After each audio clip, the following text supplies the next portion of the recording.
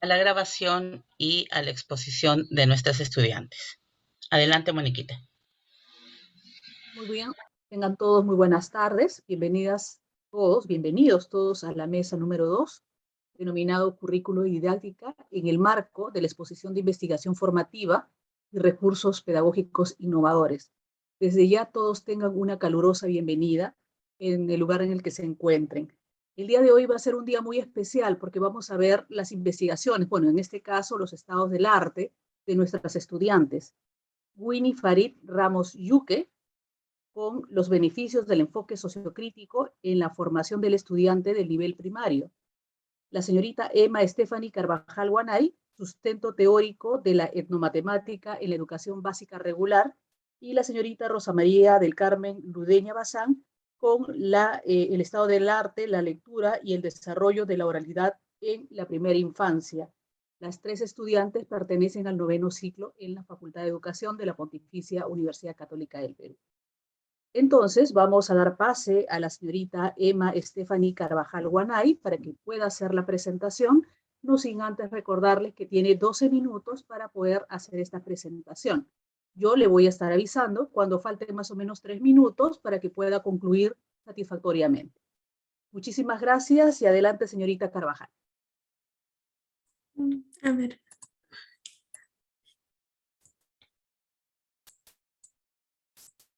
Ok. Buenas tardes con todos. El día de hoy voy a presentar mi investigación. Y quien les habla es Emma Stephanie Carvajal Guanay y el título de mi investigación es Sustento teórico de la etnomatemática en la educación básica regular. A la línea de investigación con la que se relaciona esta investigación es al de currículo y didáctica.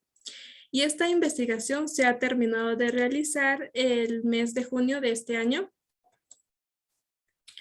El motivo por el cual he realizado esta investigación es por dos motivos. La primera es que la enseñanza de la matemática se da de manera tradicional hasta el día de hoy, donde los estudiantes deben aprender aquellas fórmulas o técnicas para resolver, pero no conocen el significado de ello. Es decir, que no le encuentran un motivo o una razón por el cual los estudiantes están aprendiendo ello.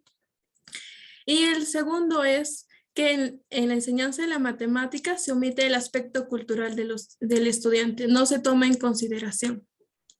A partir de estos dos motivos, hay una necesidad de buscar nuevos fundamentos teóricos en la enseñanza de la matemática. Y luego de una investigación profunda se ha encontrado el término de etnomatemática, y la etnomatemática responde a estos dos, ya que no quiere que la enseñanza de la matemática siga siendo de manera tradicional y además que incluye la importancia del aspecto cultural del estudiante. La etnomatemática fue propuesta por De Ambrosio, que es un brasileño, y la considera como una perspectiva de la matemática que busca recuperar el pensamiento dentro de los grupos culturales para evitar así los procesos de exclusión y lograr preservar la diversidad cultural. En términos generales, la etnomatemática viene a ser la relación de la cultura y la matemática en la enseñanza. A partir de ello, se ha propuesto el problema de investigación, que es ¿cuál es el sustento teórico de la etnomatemática en la educación básica regular? Es por ello que el objetivo que se ha planteado es analizar aquellos sustentos teóricos de la etnomatemática en la educación básica regular. Para ello, se ha seguido una metodología que se basa en un estudio documental. Un estudio documental consiste en que se explica a través de otros estudios esta presente investigación. Los procesos que se ha seguido, luego ya de ya saber el tema de investigación, es una revisión bibliográfica en aquellas bases de datos que tienen fuente confiable. Luego se ha realizado la selección de la información que se ha conseguido y el paso número 3 ya es la clasificación de la información, donde se ha definido ya los subtemas, los temas y los subtemas, y luego se ha procedido a realizar la redacción de toda esta investigación. Lo que se ha conseguido en esta investigación es es que la etnomatemática se sustenta desde la psicología, la pedagogía y la didáctica de la matemática. Dentro de la psicología se ha considerado la teoría sociocultural de Vygotsky y la teoría del aprendizaje significativo de Oswald. Y el aporte, por ejemplo, de la teoría sociocultural de Vygotsky es que para la etnomatemática es que se debe considerar el entorno del estudiante para recoger aquellos conocimientos matemáticos de su propia cultura y así poder llevar un proceso de aprendizaje significativo. Y acá relacionamos con la teoría del aprendizaje significativo. En esta teoría se busca aquellas condiciones donde el estudiante debe de aprender. Entonces, una de ellas es que el estudiante tenga la predisposición para que aprenda. Entonces, si se considera aquellos conocimientos que ya tiene el estudiante, entonces lo que ocasiona es que se motiva a que el estudiante siga aprendiendo, porque le da como una motivación a que durante su aprendizaje se considera ya lo que él conoce, lo que es parte de él. Es por ello que es necesario considerar la relevancia del contexto sociocultural de los estudiantes en la educación matemática. Luego también se sustenta desde la pedagogía, donde se considera la enculturación matemática de Alan Bishop y la teoría de Paulo Freire. Una frase muy relevante que he conseguido en la enculturación matemática de Alan Bishop es cuando menciona que los conocimientos matemáticos son universales, pero no por ello también se debe enseñar de manera universal. No se debe utilizar los mismos métodos o las mismas estrategias en diferentes contextos, ya que como sabemos, cada estudiante o cada grupo de estudiantes tiene necesidades distintas.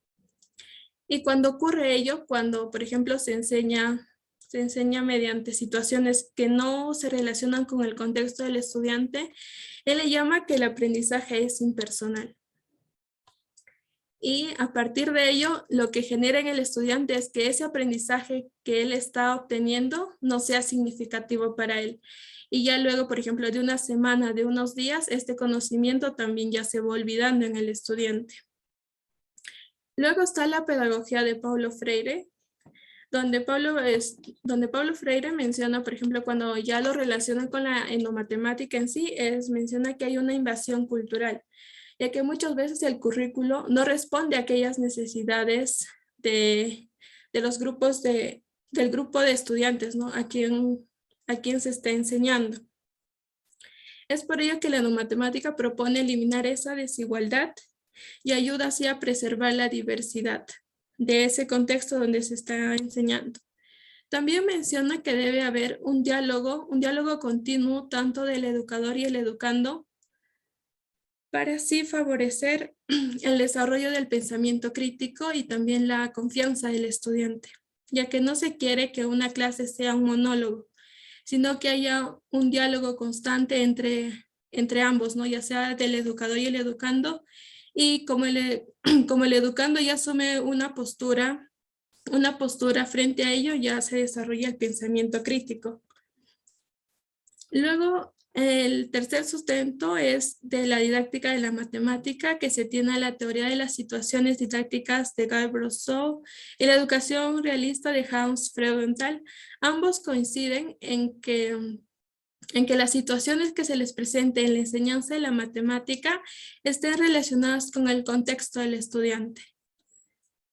No tiene que estar muy separada de eso, tiene que estar bien junta para que el estudiante también pueda relacionar, pueda comprender que la matemática puede usarla en su vida diaria. De esta manera se logra que el estudiante pueda hacer uso de los conocimientos matemáticos de manera implícita. Estos serían los tres sustentos. Y como reflexiones finales, considero que la etnomatemática es un tema de interés y que se debe seguir investigando, ya que durante toda esta revisión bibliográfica que he realizado, que hay falta de información sobre este término y también que no hay como investigaciones que fundamenten el efecto real a largo plazo de la cultura. Si bien es cierto, se quiere preservar la cultura, recogiendo aquellos saberes, ¿no? Entonces, el por qué no investigar cuál es el efecto real. ¿Qué pasa si se recoge todo el conocimiento de los propios grupos culturales? ¿Qué podría ocurrir a largo plazo? Además que la etnomatemática menciona que el conocimiento matemático fue construido a partir de los grupos culturales. Ellos fueron construyendo, ya que durante sus vivencias, por ejemplo, cuando querían solucionar algunos problemas, fueron creando algunos conocimientos, ¿no? Para poder dar solución a ello. Y la reflexión más importante es que nosotros como docentes debemos buscar nuevas formas de enseñar las matemáticas, no quedarnos con una sola o con lo que ya está establecido. Muy bien, eso sería todo con respecto a mi investigación y bueno, estas son algunas referencias que he utilizado.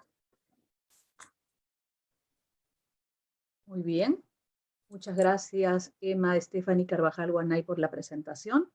Voy a comentarles que el estudiante actualmente se encuentra haciendo prácticas preprofesionales en el colegio número 1214, Señor de los Milagros, en Magdalena. Y como interés académico, ella ha mencionado, de acuerdo a lo que nosotros también hemos escuchado, ella desea especializarse en el área de las matemáticas. Entonces, le deseamos mucha suerte, ya que está iniciando todo este proceso de investigación o fortaleciéndose. Voy a mencionar lo siguiente antes de dar pase a la señorita Winnie Farid Ramos Yuque. Mencionarles que al término de las 3 presentaciones vamos a tener un espacio para que ustedes puedan dejar sus preguntas, puedan hacer sus preguntas y las señoritas puedan responder en el espacio al cierre, ¿no?, de las presentaciones. Muy bien, muchísimas gracias, Emma. Vamos a dar pase rápidamente a la señorita Winnie Farid Ramos Yuque, ¿de acuerdo? El estado del arte se titula Los beneficios del enfoque sociocrítico en la formación de los estudiantes del nivel primario. Adelante, por favor.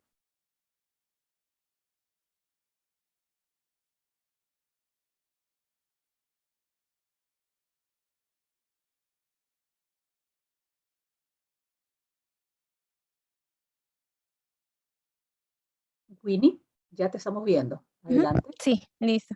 ¿Qué tal? Muy Muchas buenos gracias. días. Buenas tardes a todos, docentes, moderadores, Diana Revilla, Lisa y todos los presentes. Muchas gracias por estar aquí. Y bueno, ahora voy a comenzar con mi presentación. Me da un momentico. Sí, ay, se empezó desde el final. Ok, bueno, bien. como ya se mencionó, mi estado del arte tiene por nombre los beneficios del enfoque sociocrítico en la formación de estudiantes en nivel primaria. Esta investigación se hizo bajo la línea del currículo y didáctica, en el cual se realizó en los ciclos 7º y 8º como parte de nuestro trabajo de investigación para obtener el bachiller una vez que hayamos egresado. Mi nombre, como ya lo mencionaron, soy Winnie Ramos y el asesor que estuvo conmigo apoyándome y asesorándome para poder lograr un buen trabajo fue el doctor Alex Sánchez. Bueno, la justificación por la que decidí trabajar este enfoque, ¿no?, y sus beneficios fue más que nada porque a lo largo de las diversas experiencias que tenemos como parte del curso de investigación y práctica, en la que tenemos ayudantías, visitas a las escuelas, tuve la percepción de que muchos docentes todavía se habían quedado en la parte de un enfoque muy tradicional, en la que es el docente el único dueño de la verdad y que solamente los estudiantes respondían por inercia y no había realmente un compromiso para poder desarrollar su pensamiento crítico, para poder desarrollar su autonomía y otros valores que también en el caso del enfoque sociocrítico se logra. Entonces, debido a que hay diversos enfoques y modelos didácticos que han pasado por las aulas a lo largo de mucho tiempo, a mi posición, pues considero que el enfoque sociocrítico es el que más se resalta como uno de los más enriquecedores, ya que, como mencioné, permite que el estudiante pueda no solo desarrollar su pensamiento crítico, sino otras cualidades y habilidades como justamente la autonomía.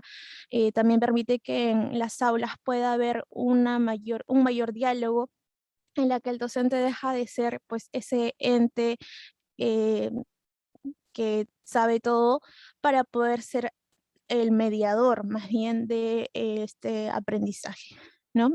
Justamente López nos mencionaba que esta es una propuesta ideal, ya que podemos trabajar de manera innovadora, ¿no? Transformando justamente este eje tradicional a uno más liberador, ¿no? Logrando sí que sobre todo que el énfasis caiga en el estudiante y él también sea consciente de que es un factor muy importante para poder aprender y para poder desarrollar sus diversas competencias, ¿no? Y bueno, pues el máximo exponente en Latinoamérica de este enfoque justamente es Paulo Freire, que pues en este año se cumplían 100 años, pues está la imagen de él.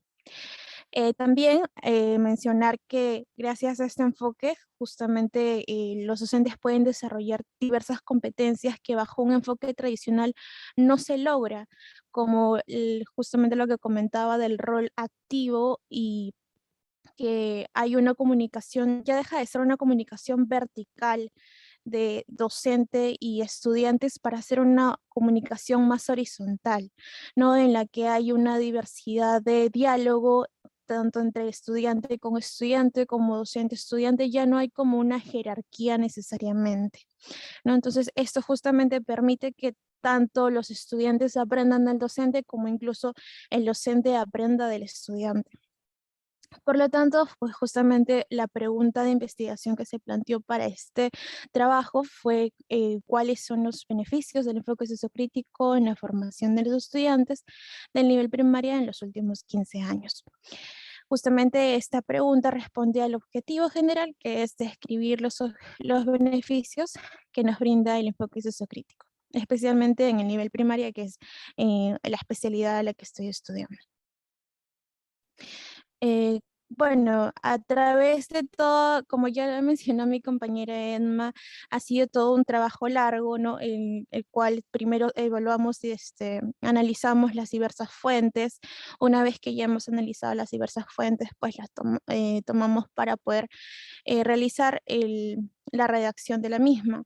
Y justamente en este análisis y de las diversas fuentes, tanto en idioma castellano como en idioma extranjero, pues he podido darme cuenta que efectivamente los estudiantes adquieren estas nuevas capacidades, ¿no? Como la autonomía que señalaba, el pensamiento crítico y un fortalecimiento de valores, ya que ellos son conscientes de que son personas activas para la sociedad, ¿no? Además, lo más importante y resaltante, a mi parecer, es que ellos van a poder vincular sus aprendizajes con su vida diaria, lo cual es algo muy importante hoy en día, ya que sí, los estudiantes se pueden convertir en agentes de cambio de nuestra sociedad, ¿no? Con ellos no solamente van a recibir todos los conocimientos, sino también pueden cuestionar ello y pueden trabajar también a través de por su propio interés de aprender, porque ellos van a querer conocer, van a querer descubrir eh, nuevas temáticas, ¿no?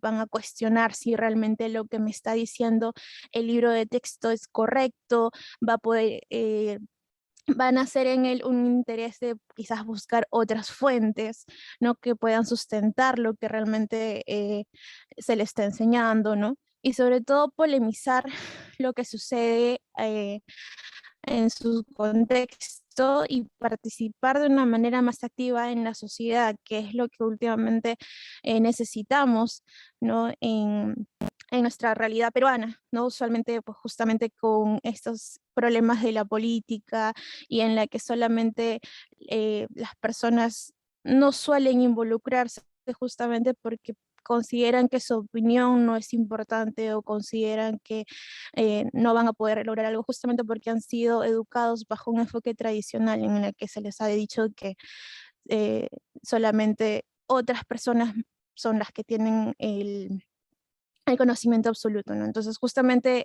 bajo este enfoque vamos a poder transformar ello, ¿no? Vamos a lograr que nuestros estudiantes se sientan como personas activas en nuestra sociedad y que justamente puedan cuestionar, puedan polemizar, puedan conversar, puedan debatir respecto a lo que sucede a nuestro alrededor, ¿no?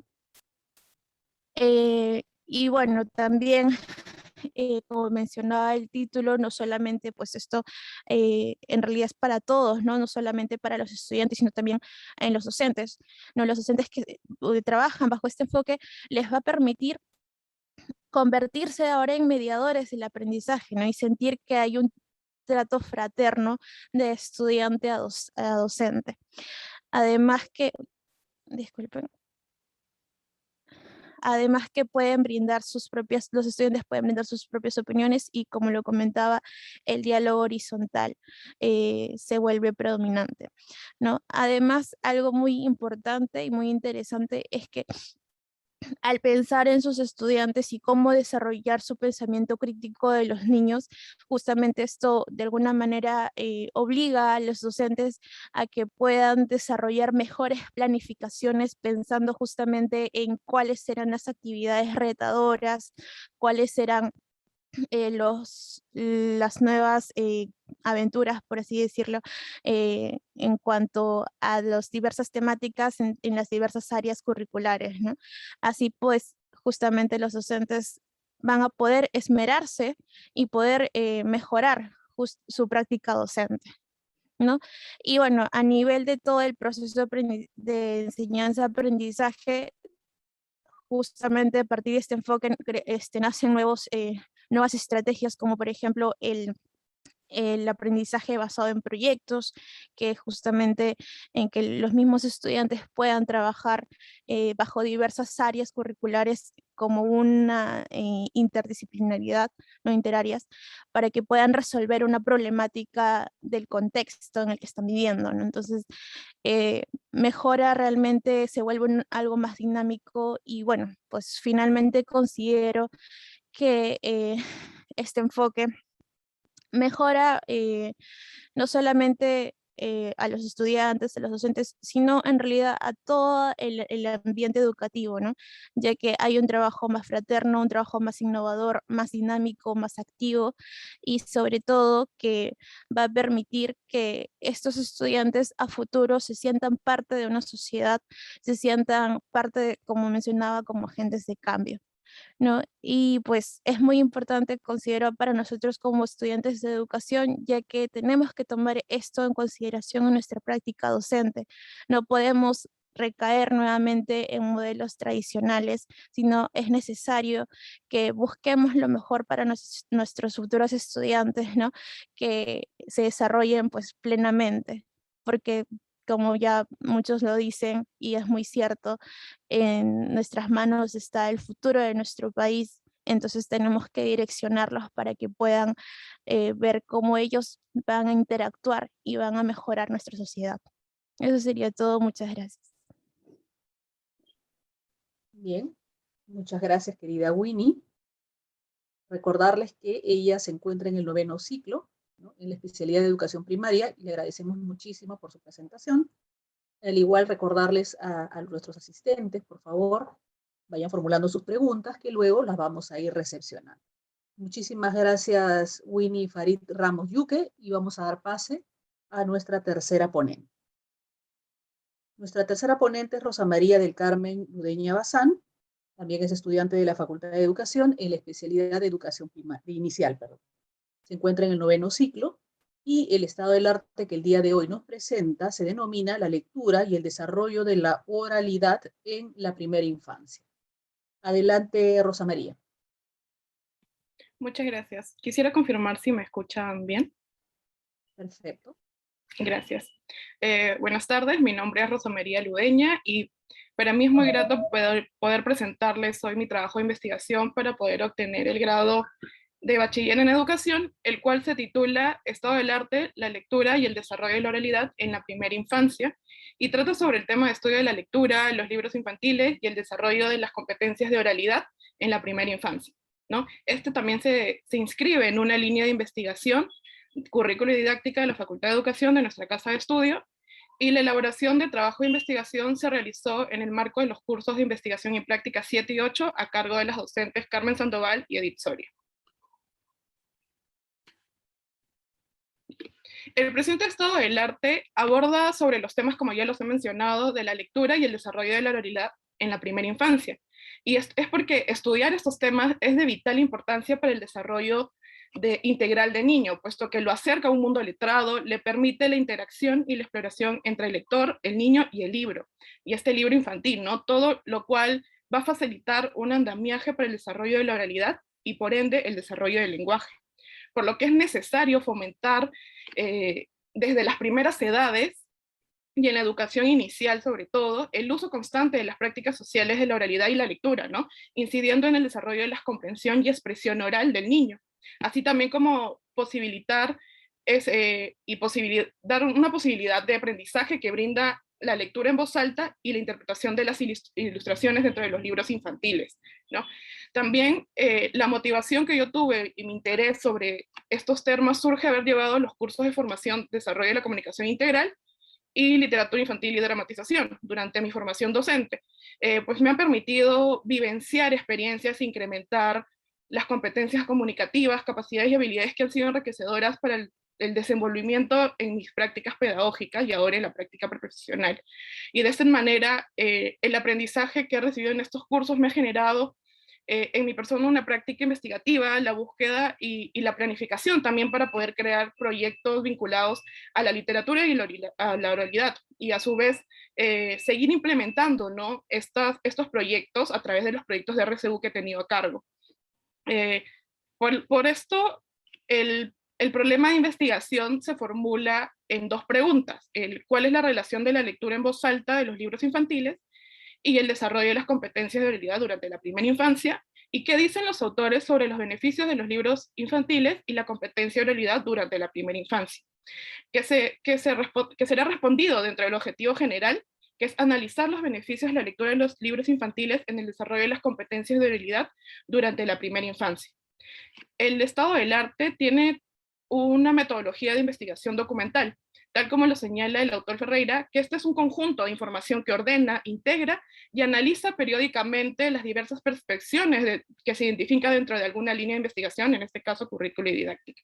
Asimismo, mi estado del arte tiene un enfoque comunicativo, el cual orienta ese proceso de aprendizaje para el desarrollo de las competencias comunicativas a partir del uso y de las prácticas del lenguaje en las diversas situaciones socioculturales que enfrenta el niño.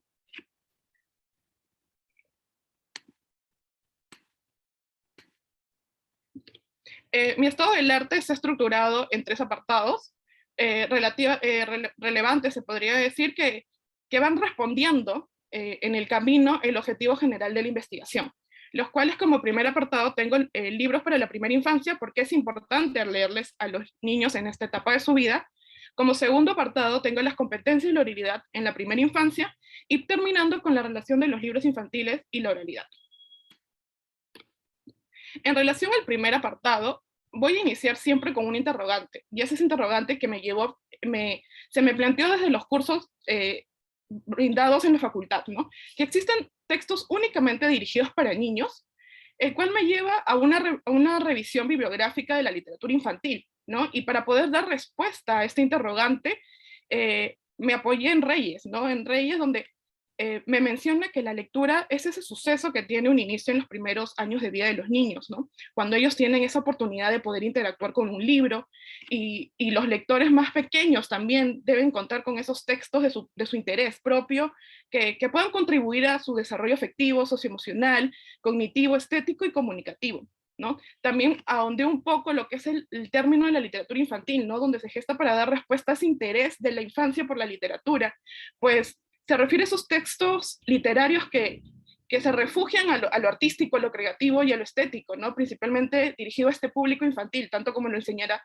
el autor Cervero, que es un pionero, se podría decir, de la literatura infantil.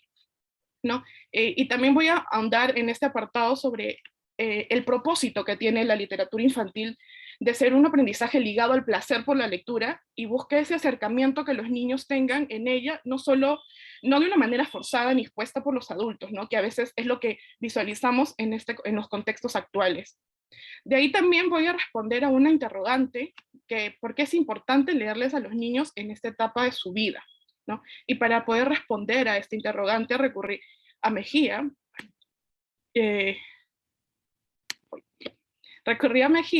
que nos indica que en los primeros años de vida la lectura es reconocida como una conciencia lectora, ya que le permite indagar, encontrar las respuestas a las interrogantes que se formulen dentro del pensamiento del niño. Asimismo, también otro autor, Reyes, nos menciona que en la primera infancia leer no es una actividad aislada ni puramente intelectual, sino que se relaciona con el oír, el mirar, el oler y el tocar las diversas sensaciones, ¿no? El contacto con estos libros es incentivado lo más pronto posible, ¿no? En estas edades, teniendo en cuenta esta prioridad, ¿no? El placer por la lectura y no contraponer al niño a leer. Vaca y sus amigos en la granja. Para terminar este primer apartado, es importante mencionar que leerle a los niños es una historias, es una actividad básica, se podría decir, ¿no? Pues el acto de leer es el soporte de un buen libro y no solo de una narración. Y por eso es que también quiero terminar este primer apartado, igual como lo cito también dentro de mi estado del arte, que este acto de lectura es mágico. Alguien puede reír o llorar mientras lee en silencio y no está loco. Alguien mira formas extrañas en la página y de su boca sale el lenguaje. Un lenguaje que no es de todos los días, un lenguaje que tiene otras palabras y se organiza de otras maneras. Y esto lo he podido comprobar a raíz de una iniciativa en la que estoy cargo, que simplemente poder mirar este video te dice mucho de este apartado. Y se los comparto un poco. Y dijo el caballo: Chancho, ¿quieres bailar conmigo?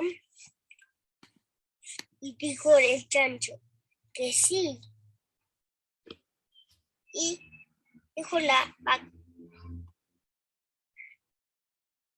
colega.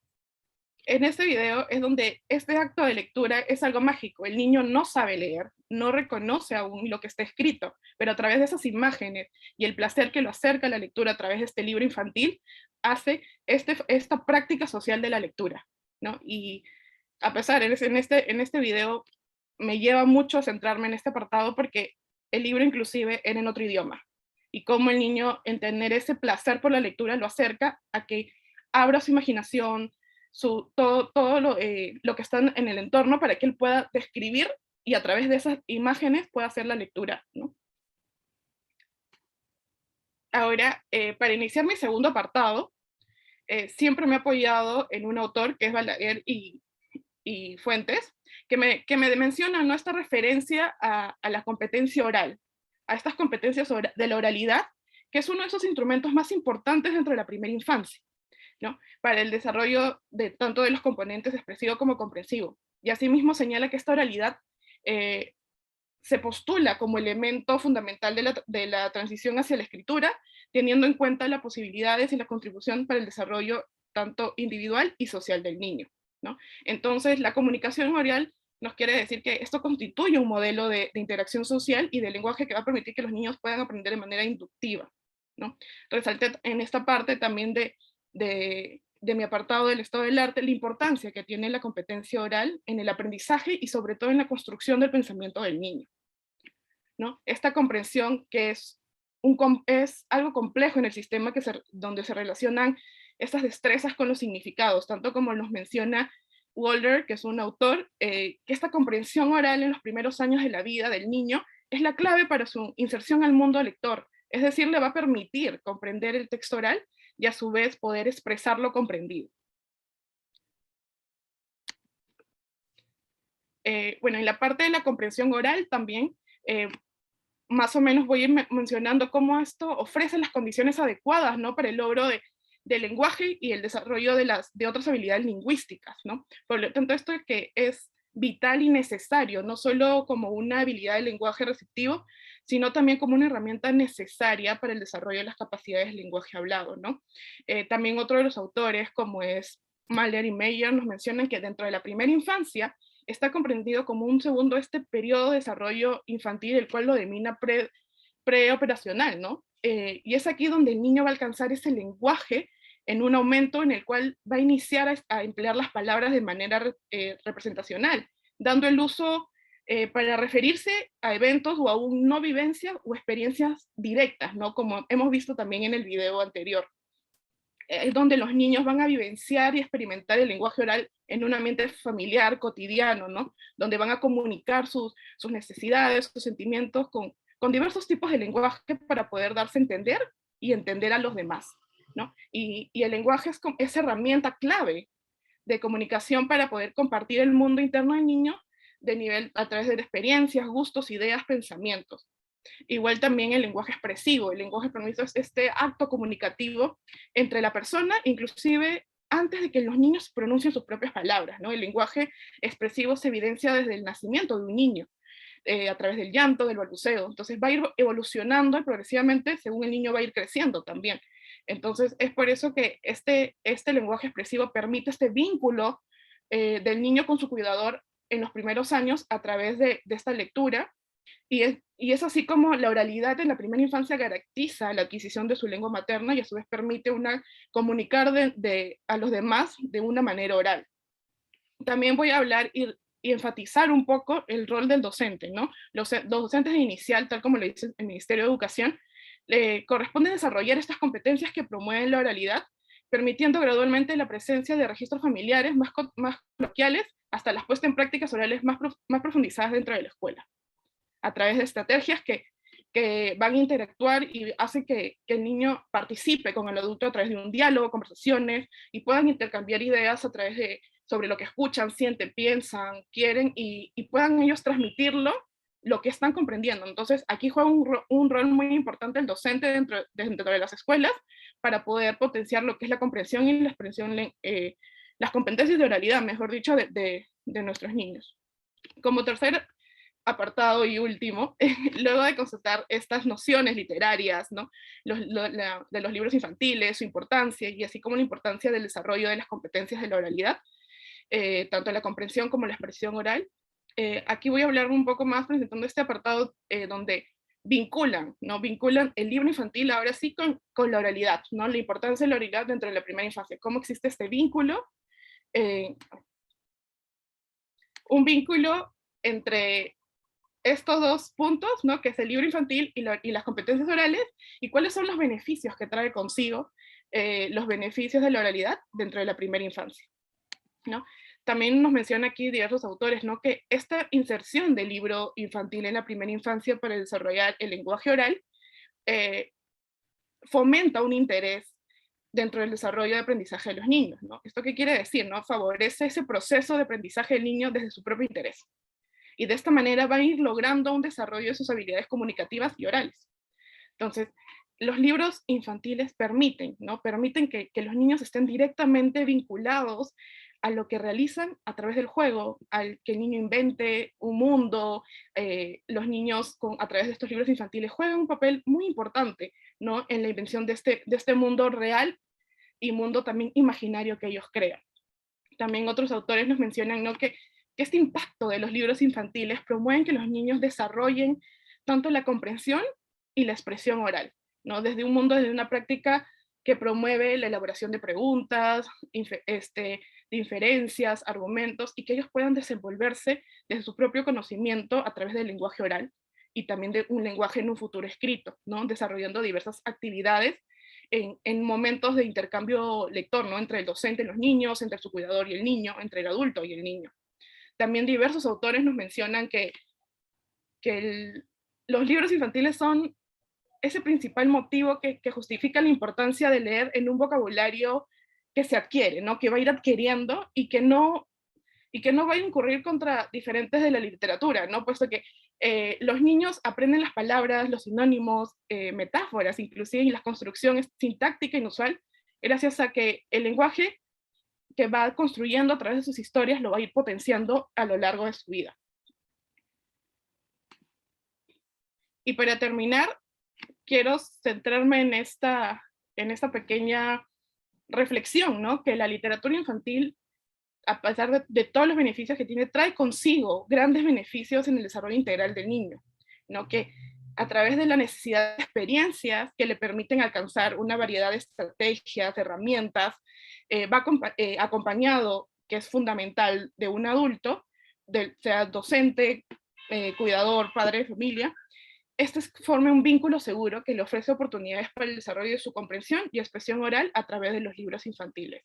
Es así que la lectura compartida es considerada como parte continua de las experiencias de lectura en un tiempo libre que influye en futuro a un gusto por la lectura y a una inserción por la lectoescritura en su edad mayor, ¿no? Y bueno, pues, mis referencias que utilicé dentro de esta investigación, de esta presentación y de mi estado del arte. Muchas gracias. Muchas gracias, querida Rosa María. Bueno, con esto se concluye el bloque de presentaciones. Muchísimas gracias por los estados del arte en el marco de la exposición de la investigación formativa. Muy bien. Ahora vamos a dar pase a algunas preguntas que gentilmente nos ha dejado nuestro público. Entonces, voy a mencionar a la persona a la que va dirigida la pregunta para que pueda darnos estas respuestas. Para la expositora Emma Carvajal, la pregunta es la siguiente. ¿Considera que es necesario que el docente investigue sobre los saberes culturales del grupo de estudiantes para poder incorporar en su enseñanza, estos elementos en su enseñanza, o cuál sería la propuesta? Adelante, Muchas por favor. gracias. Muchas gracias por la pregunta.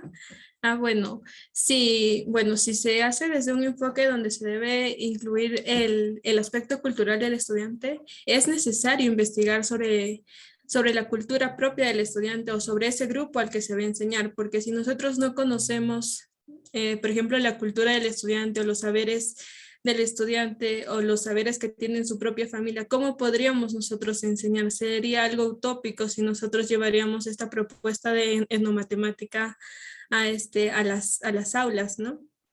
Por ello considero que sí es necesario investigar, conocer, porque a veces hay perspectivas diferentes, ¿no? En distintos lugares. Por ejemplo, un conocimiento o una práctica puede ser igual en dos contextos, pero siempre hay que investigar porque a veces hay diferentes, se podría decir como perspectivas, ¿no? Por ejemplo, cuando hay la siembra, algunos siempre aluden, por ejemplo, a la luna llena y, por ejemplo, en tal día se siembra y, por ejemplo, se siembra tanto o se siembra cualquier cosecha, en qué cantidad.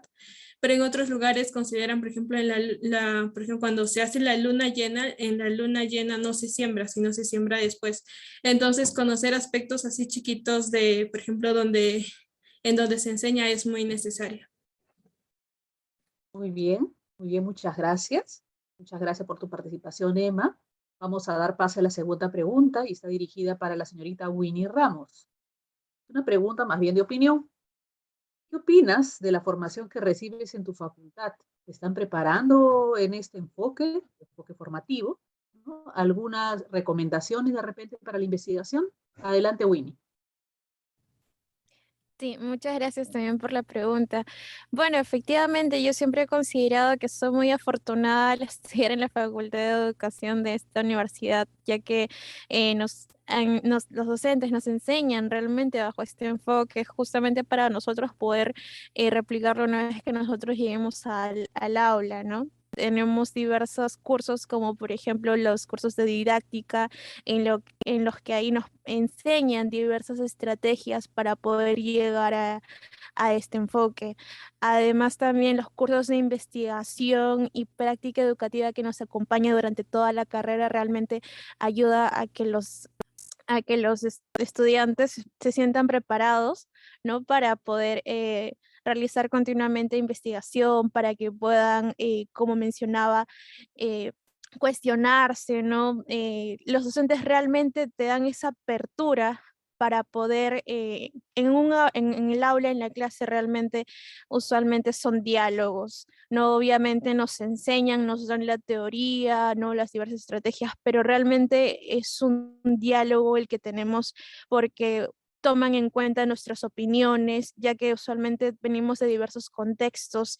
Entonces, es realmente significativa la enseñanza que recibimos acá en esta facultad y gracias también a los docentes, ¿no?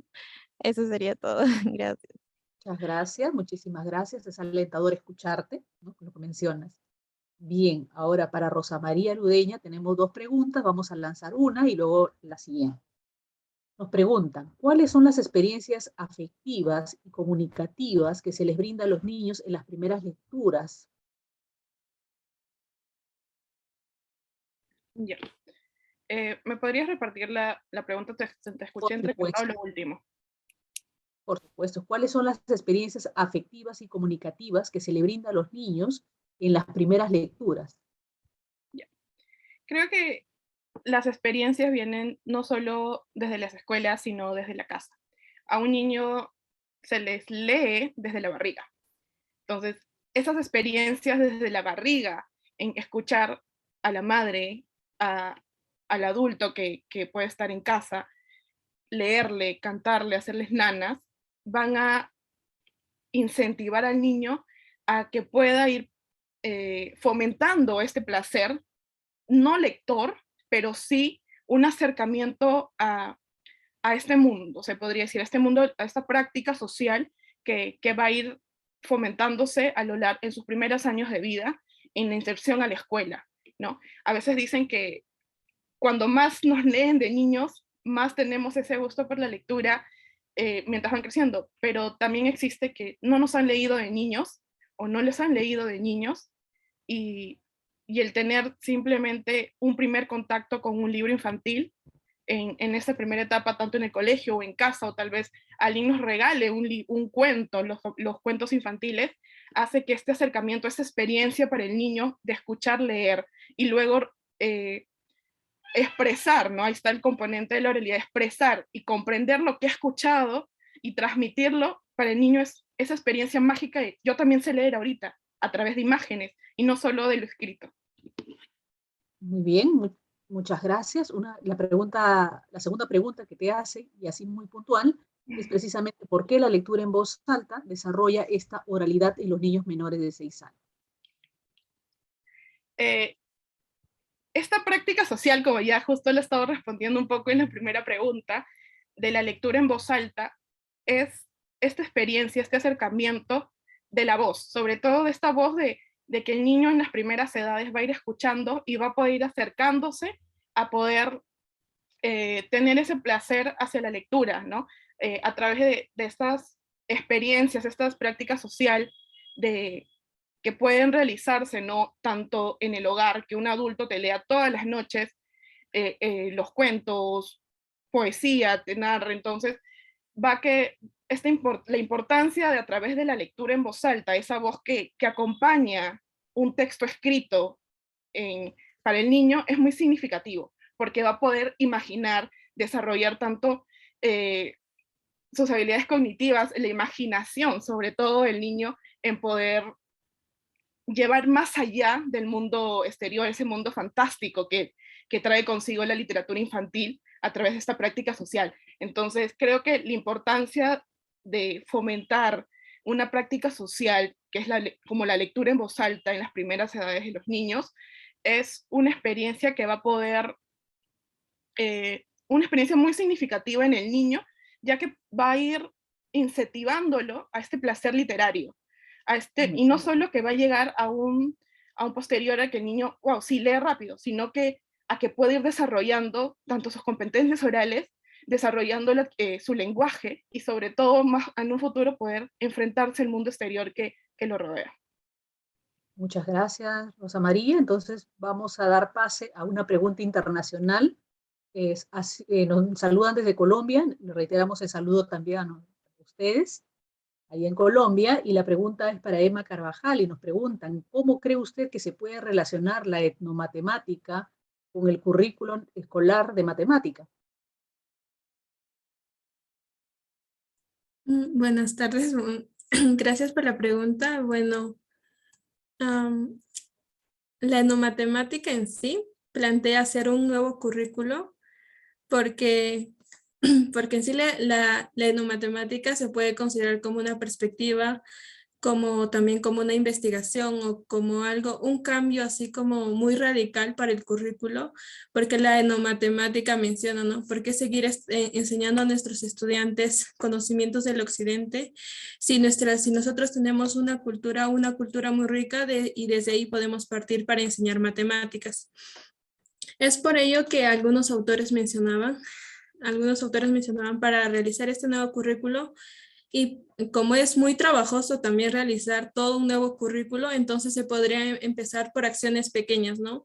Empezar, digamos, por tu aula, planteando situaciones cercanas al estudiante, que se relacionen con su vida cotidiana, con su cultura en sí. Y después de ahí ya, por ejemplo, si ves que está funcionando en el aula, puedes implementarlo ya en todo un colegio. Y después de ese colegio ya poder implementar en otros colegios y así consecutivamente, y al final ya se logra cambiar lo que es el currículo, ¿no? Partir de acciones pequeñitas, por ejemplo, una clase de matemática que se tenga, y entonces ahí partir, y entonces ahí también fomentar al estudiante o hacerle saber al estudiante que estás considerando lo que él sabe, lo que él conoce, y de esta manera también el estudiante se motiva, ¿no? Muchas gracias. Sí, eso sería. Muchas gracias.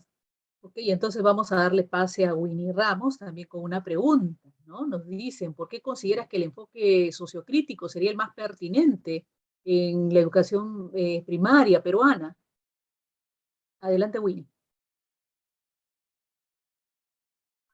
Ok, sí se me escucha bien porque estaba escuchando un poco entrecortado. Sí, Winnie, te escuchamos. Ok, perfecto. Bueno, muchas gracias María Paz por tu pregunta. Bueno, yo considero que sí sería el más adecuado para la educación básica, sobre todo en nuestra sociedad peruana, ya que, como mencionaba, ¿no? Muchos de nuestros jóvenes que ya han pasado por las aulas y muchos de nuestros niños siguen trabajando bajo un enfoque tradicional en el cual no se está desarrollando realmente todas sus habilidades, todas esas competencias, su pensamiento crítico, y considero que realmente en nuestra sociedad peruana en la que venimos siendo, ¿cómo decirlo? O sea, por ejemplo, en la política, ¿no? Que muchas veces los grupos de poder hacen lo que quieren, ¿no?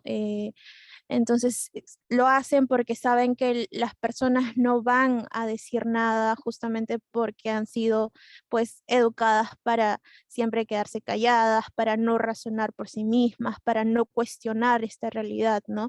Entonces, por ejemplo, tenemos el ejemplo de hace un año lo que sucedió con los jóvenes cuando salieron a marchar, ¿no? Justamente porque es justamente en la universidad, creo yo, en la que sí se está integrando este enfoque, pero sería mucho mejor si desde las aulas del nivel primario comienzan los niños a poder desenvolverse de mejor manera, debatir, polemizar, como mencionaba, las situaciones cotidianas, ¿no? A través del uso de repente de noticias, ¿no? Para que los niños puedan brindar sus propias opiniones, ¿no?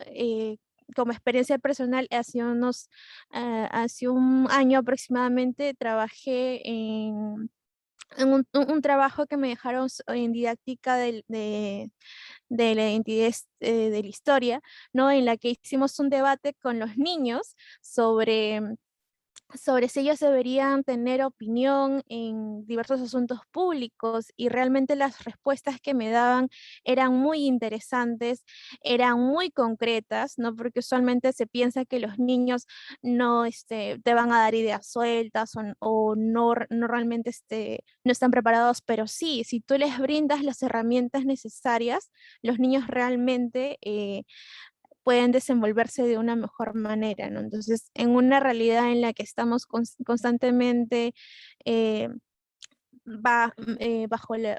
bajoneados, por así decirlo, o sea, en la que no se nos escucha, en la que no se nos respeta, es muy necesario que desde muy niños puedan saber que son parte de la sociedad y necesitan ser escuchados y brindar pues sus puntos de vista y opiniones. Gracias.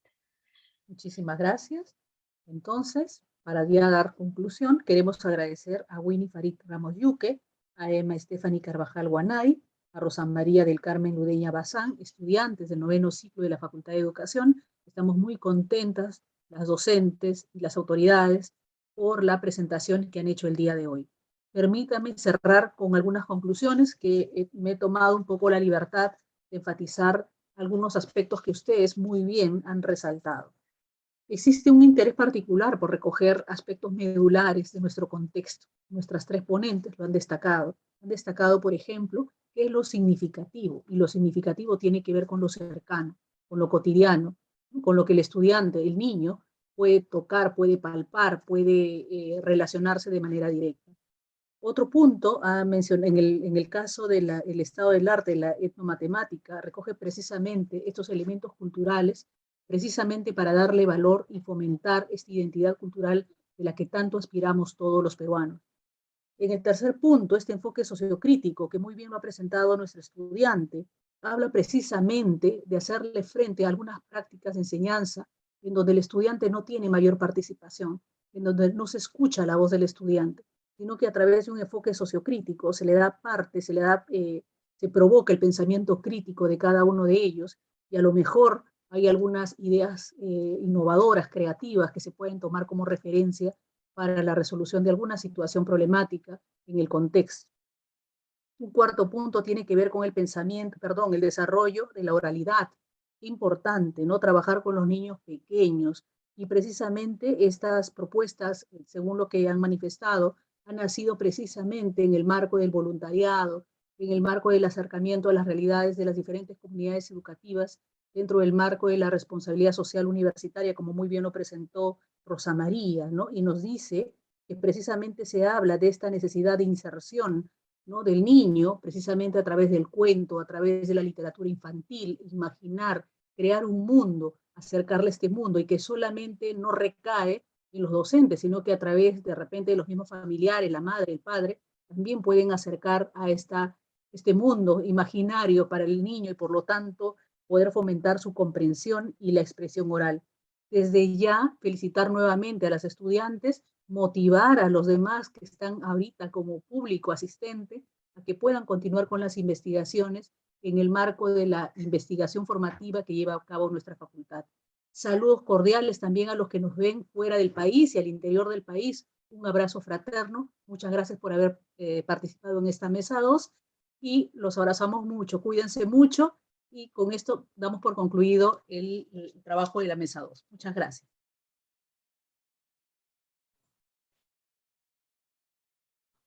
Muchas gracias. Hasta luego. Gracias, Mónica. Nos vemos. Felicitaciones a las alumnas. Felicitaciones. Muchas gracias. Muchas gracias por la oportunidad. Gracias, Mónica. Ha estado muy interesante. Felicitaciones. Los invitamos a la siguiente mesa, que está aquí mismo. Es también sobre currículo y didáctica. Voy a dejar a Sarita Martínez y a Oscar Munive, quien va a moderar esta mesa. Gracias.